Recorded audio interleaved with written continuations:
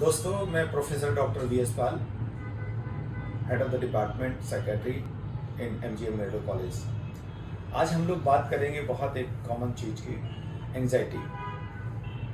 दोस्तों, क्या एंजाइटी एक बीमारी है या एक नॉर्मल हमारे सबके बीच में रहती है? एंजाइटी के बारे में हम ऐसा कह सकते हैं जैसे कि हमारे शरीर में एक टेम्परेचर होता है हम लोगों का, जिस पे हमारी बॉडी सही से काम करती है, उसकी नॉर्मल फिजियोलॉजी सब काम करती है। लेकिन अगर यही टेम्परेचर हमारे बॉडी का कम या ज़्यादा हो जाता है तो हमारे को एबनॉर्मलिटीज़ होती हैं और हम लोग बीमारी का शिकार होते हैं। हमने देखा होगा कि हमारे जब बुखार बढ़ जाता है तो हम सुस्त पड़ जाते हैं, शरीर हमारा काम कम कर देता है, या हम बहुत सर्दी लग जाए, बहुत ही कोल्ड क्लाइमेट में हो तो भी हमारी परफॉर्मेंस कम हो जाती है। इसी तरीके से एंजाइटी एक ऐसा चीज़ है जो हमारे को लाइफ सेविंग है, हमारी ज़िंदगी में बहुत आवश्यक है।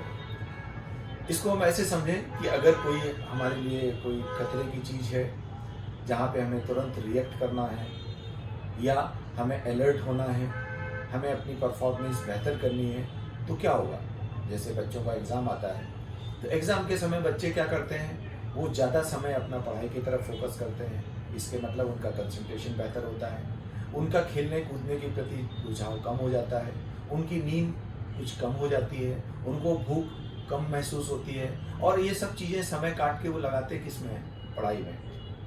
तो उन बच्चों के अपेक्षा जो जिनमें कोई एंजाइटी नहीं है, वो पढ़ने को कहते इच्छुक नहीं है, उनको टाइम पढ़ने में ज़्यादा नहीं दे रहे हैं, बाहर खेलने कूदने पिक्चर देखने में काम ले रहे हैं, तो उनकी परफॉर्मेंस उस बच्चे की अपेक्षा कमज़ोर होगी जो एंजाइटी की वजह से अपनी परफॉर्मेंस सुधार रहा है। सो दोस्तों, एंजाइटी हमारे लिए लाभदायक है, लाइफ सेविंग है, लेकिन इसका एक लिमिट तक। जैसे हम लोग चाय का स्वाद बढ़ाने के लिए या अच्छा करने के लिए चीनी डालते हैं, लेकिन चीनी एक मात्रा में अनुपात में रहती है तो बहुत अच्छी लगती है, लेकिन अगर वही बहुत ज़्यादा हो जाए या कम हो जाए तो चाय का स्वाद खराब हो जाता है। इसी तरीके से हमें अपनी ज़िंदगी में एंजाइटी अगर हमारी इतनी ज़्यादा बढ़ जाती है कि हम अपनी डेली की रूटीन की एक्टिविटी नहीं कर पाते हैं, हमारी नींद कमज़ोर हो जाती है, हम घबराहट महसूस करते हैं, हमारे दिल की धड़कन बढ़ जाती है, हमको पसीने आते हैं, सिर में दर्द होता है या सिर में चक्कर से महसूस होते हैं, पेट में अजीब सी बेचैनी सी होती है, हमारी सांस या तो तेज़ चलती है या हमें लगता है कि सांस हमारी ठीक से आ नहीं रही है। ये बहुत सारे ऐसे लक्षण हैं जो एंजाइटी के समय हम लोगों को देखने को मिलते हैं। कई बार एंजाइटी की वजह से हमारी नींद भी कम होती है और हमें बार बार यूरिनेशन के लिए भी जाना पड़ता है, हमारे पर्सपिरेशन होता है, हमें एक एप्रीहेंशन डर सा लगा रहता है, या हम हर काम को जल्दबाजी में करते हैं और उस जल्दबाजी के चक्कर में हमसे गलतियां होने की संभावना रहती हैं और अल्टीमेटली हमारी जो भी परफॉर्मेंस है वो कम हो जाती है।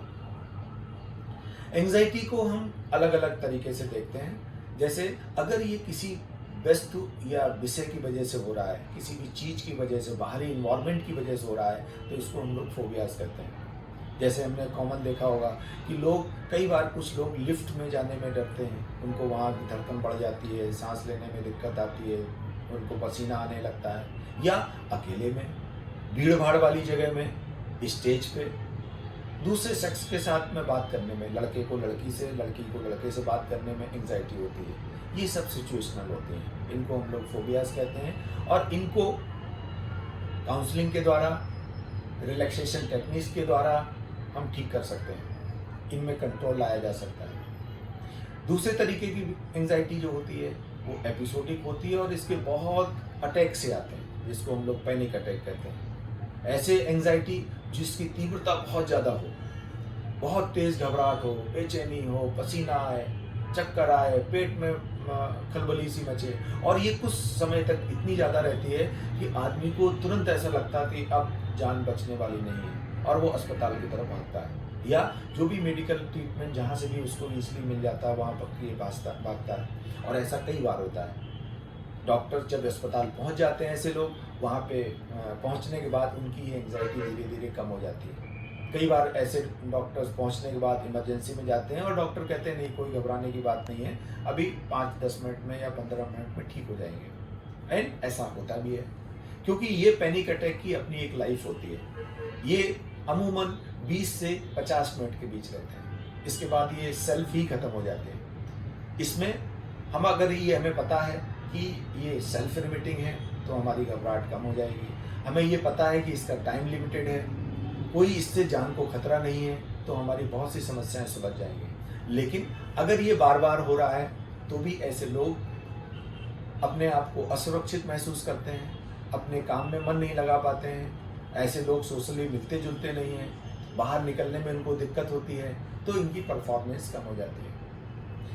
अगला ग्रुप होता है एक जनरलाइज एंजाइटी का। जनरलाइज मीन्स हमेशा एंजाइटी बनी रहे, नॉर्मल से ज़्यादा। ऐसे लोग ज़्यादातर क्या करते हैं, जल्दबाजी में रहते हैं, हर काम फटाफट ऑन टोज रहते हैं, हर काम को जल्दबाजी में करते हैं, तो उनसे भी छोटी छोटी गलतियां उन्हें रहती हैं। कई बार ये चूंकि जल्दबाजी में करते हैं तो उनके मसल्स में टेंशन रहता है, मसल में टेंशन रहता है, तो ऐसे लोग अमूमन शिकायत करते हैं कि हमको थकान सी रहती है, हल्की सी हरारत सी रहती है, हमारे बैक पेन होता है, हमारे सिर के पीछे दर्द होता है। अमूमन ये लोग इस तरीके से, या इंडाइजेशन होता है, उनको नहीं पता ये सब क्यों हो रहा है, लेकिन ये लोग फिर कई बार दर्द के लिए, पीठ के दर्द के लिए, पेट की बेचैनी के लिए, सिर के दर्द के लिए, इस तरीके के लक्षणों को लेके विभिन्न डॉक्टरों के पास भागते रहते हैं, दौड़ते रहते हैं।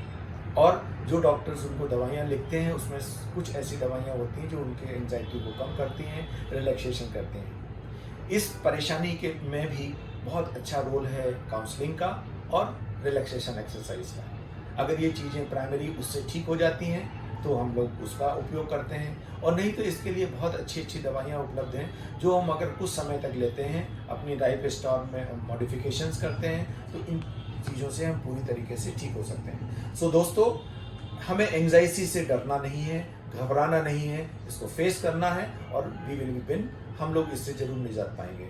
Thank you very much.